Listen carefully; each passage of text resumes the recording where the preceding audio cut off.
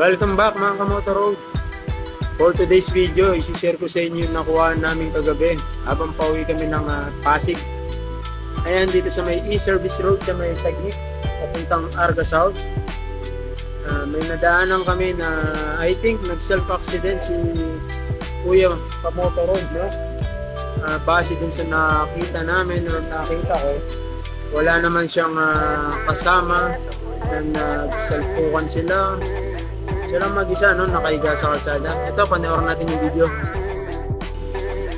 Dito mga kamotor road, habang binabaybay namin kagabi yung kabaan ng e-service road sa may Taguig papuntang Arca South. Paglagpas ng Shell, yan sa may tapat ng Petron. Isang kamotor road natin yung dinatnan namin na aksidente. Dito kung mapapansin natin mamaya sa video, mukhang hindi naman ganun na kalala, no? Wala namang kasalpukan si Kuya. Dito mga kamotor road, makikita mo na andito na yung mga rescue para kay Kuya. Ayan, no? Si Kuya nakahiga at pinagpapahinga muna. Yan, kung napansin nyo mga kamotor road, no? Wala naman nakasalpukan si Kuya. And I think yung dahilan ng kanyang pag-semplang, kung napansin nyo dun sa video natin, ito ipapakita ko sa inyo. Yan mga kamotor road, dito sa video na to makikita natin yan, no? Yung asfalto na yan, ang lalim at ang laki. At tingin ko di napansin ni Kuya yun, no? Kaya siya sumemplang. Ayan mga kamotor road, no? Pag hindi first time natin dadaanan yung isang kalsada, meron akong kamotor road tip sa inyo. Una, huwag magmabilis kung first time dadaanan ng isang lugar or kalsada. Pangalawa, palaging tandaan ng asfalto paggabi ang mga lubak ay hindi kita mga kamotor road.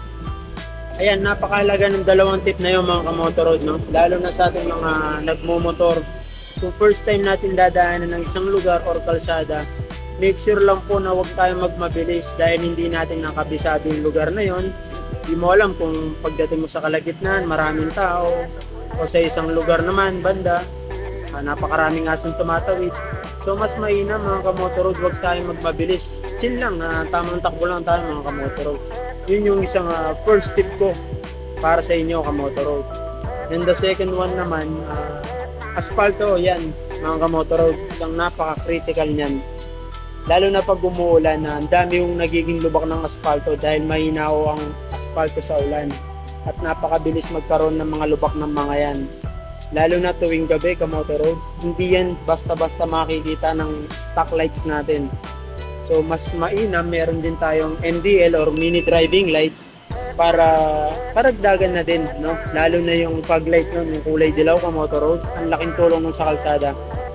Doon makikita mo talaga yung mga lubak. At yung siguro ito additional na lang kamotor road, no? Pag umuulan, isa pa yan.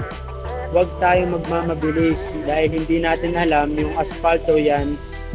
Nagkakaroon mo ng tubig yan at hindi mo alam na isang malaking lubak pa yan. Yan ang mga common na pinagmumulan ng pagkasemplang, pagka-aksidente.